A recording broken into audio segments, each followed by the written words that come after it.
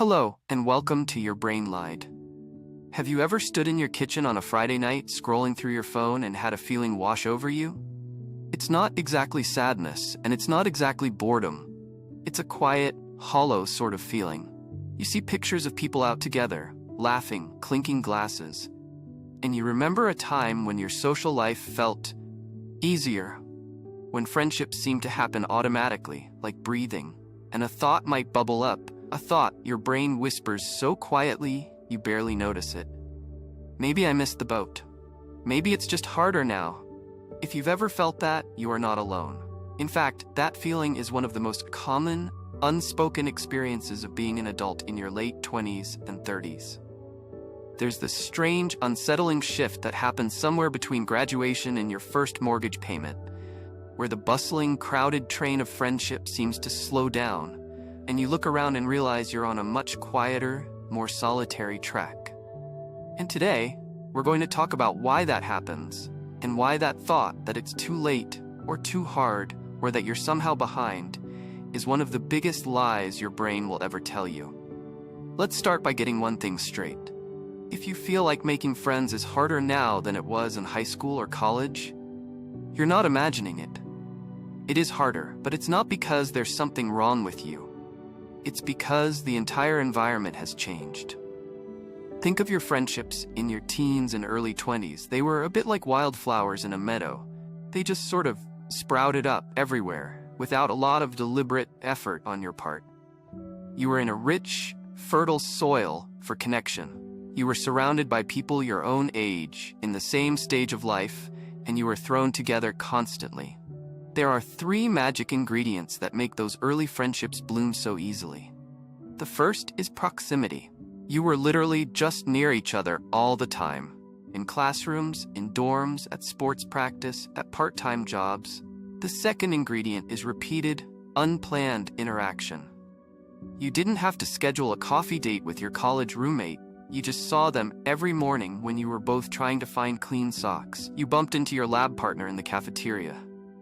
These little low-stakes interactions happen day after day, building a foundation of familiarity and trust without you even realizing it. The third ingredient is a setting that encourages you to let your guard down. When you're all cramming for an exam at 2 in the morning, fueled by cheap pizza and panic, you're not putting on a performance. You're sharing a real, raw experience. That shared vulnerability is the glue that turns an acquaintance into a friend. Proximity, repetition, and vulnerability. Those were the building blocks, and they were just there. You didn't have to create them. You just had to show up. Now, fast forward to your life at 35. Where are those ingredients? Proximity is gone for many of us. We work in siloed office jobs or from home. Our neighbors are wonderful people, but we might only see them when we're grabbing the mail. The repeated, unplanned interaction? That's gone too. Every get-together has to be scheduled weeks in advance, coordinated across 4 different calendars, and is subject to cancellation if a kid gets sick or a work deadline moves. And vulnerability? As adults, we're often conditioned to be more guarded. We have professional reputations to maintain, we're more aware of being judged, and we're just plain tired. The soil is no longer fertile with wildflowers. If you want a garden now, you have to build it yourself. You have to till the soil, plant the seeds, and tend to them with intention. And that feels like a lot of work. So your brain, in its effort to conserve energy, starts telling you lies to convince you not to even try. Let's talk about the first and biggest lie your brain tells you. You walk into a party, a new workout class, a neighborhood event. You scan the room, you see a little group of people laughing over here, 2 people in a deep conversation over there, and your brain immediately whispers, "See? Everyone already has their friends. The groups are full. You're the only one on the outside." This is one of the most powerful and convincing illusions our brain creates. It's a cognitive shortcut. Your brain sees established patterns and assumes they are fixed, permanent, and closed to outsiders. It's a defense mechanism, really. It's trying to protect you from the potential pain of rejection by convincing you not to even try. But here's the truth behind the illusion. If you could be a fly on the wall in the minds of the people in that room, you'd find that many of them are thinking the exact same thing. The person who just arrived before you is feeling just as awkward. The person standing alone by the snack table is mentally rehearsing an escape plan. Even within the laughing groups, someone might be feeling a little disconnected, wishing they felt a deeper sense of belonging. The idea that everyone else is living inside a fortress of perfect, impenetrable friendship is just that. An idea. A story. Most people, if approached with warmth and kindness, are far more open to a new connection than your brain wants you to believe. We're all just walking around, a little bit lonely, pretending we're not. The second lie is a master of disguise. It sounds incredibly reasonable and responsible. It's the lie that says, I am just too busy for new friends. And on the surface, this feels true. You have a demanding job. Maybe you have a partner, or kids, or a dog that needs walking. You have laundry to do, groceries to buy, bills to pay. Your calendar is a terrifying patchwork of obligations. Where exactly is a new friend supposed to fit? It feels like trying to cram an entire new sofa into a room that's already full of furniture.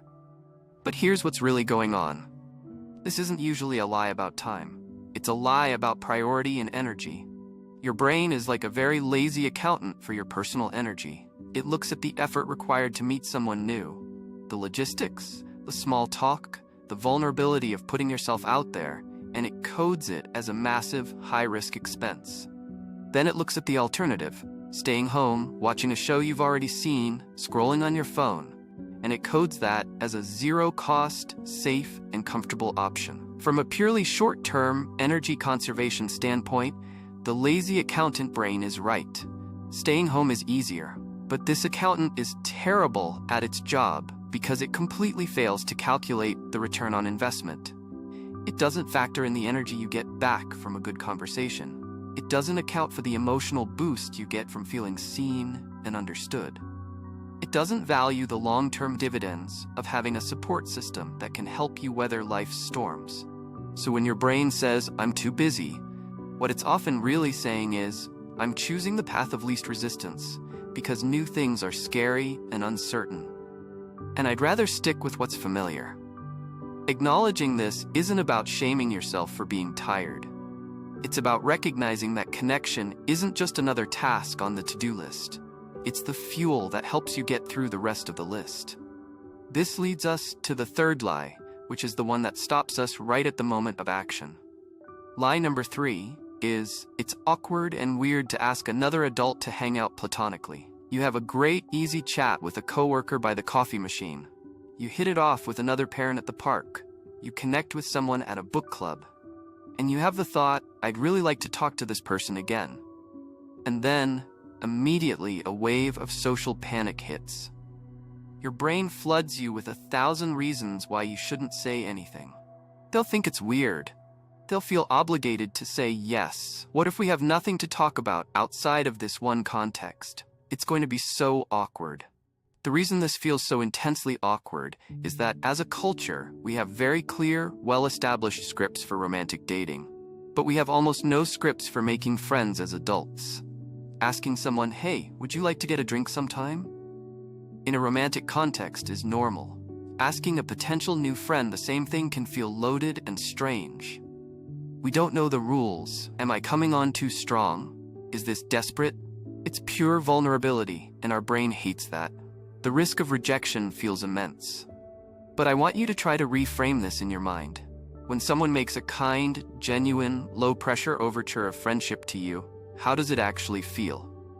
Most of the time, it's flattering. Even if you're too busy to say yes, it's nice to be thought of.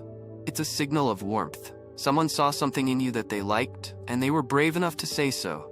It's not weird, it's courageous, and it's kind.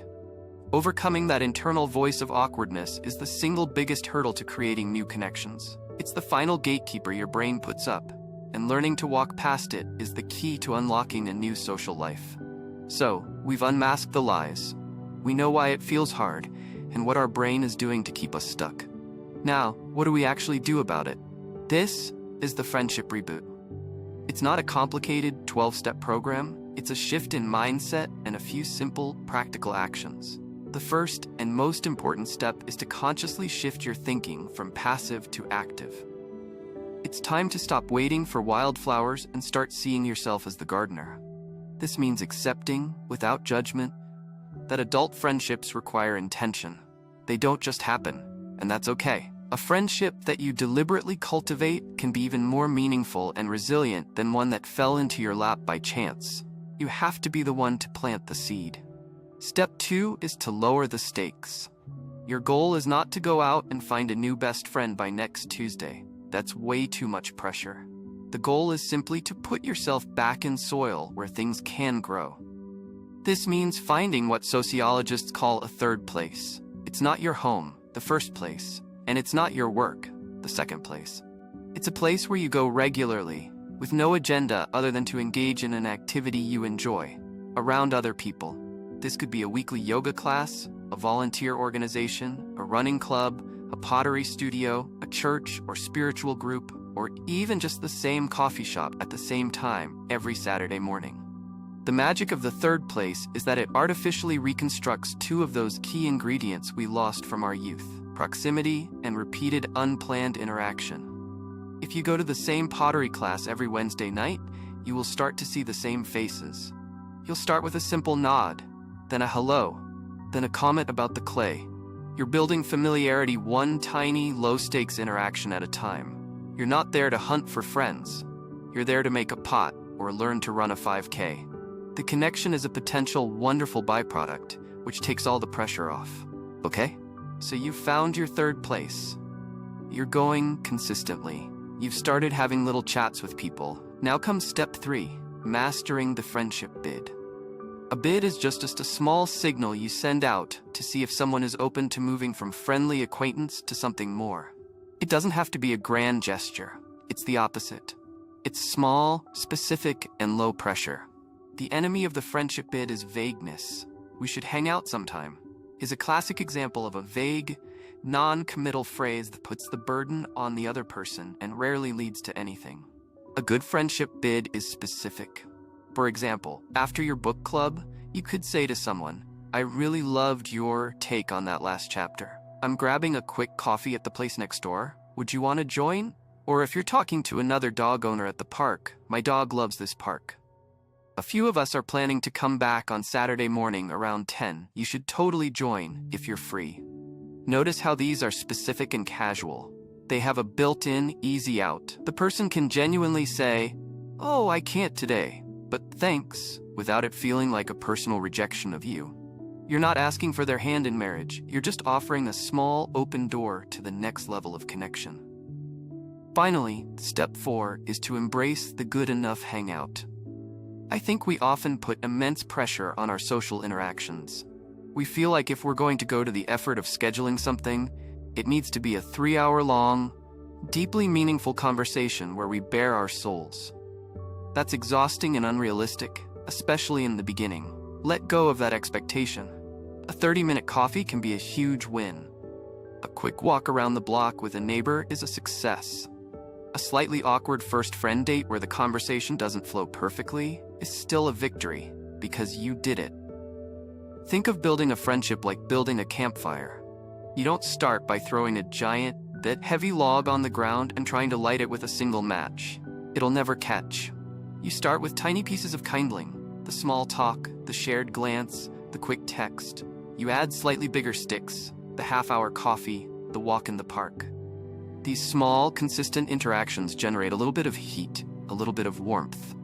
Over time, as that warmth builds, you can add the bigger logs, the longer dinners, the shared vulnerabilities, the deep trust. The good enough hangout is the kindling. You need a lot of it, and it's the most important part of getting the fire started. So, let's bring this all together.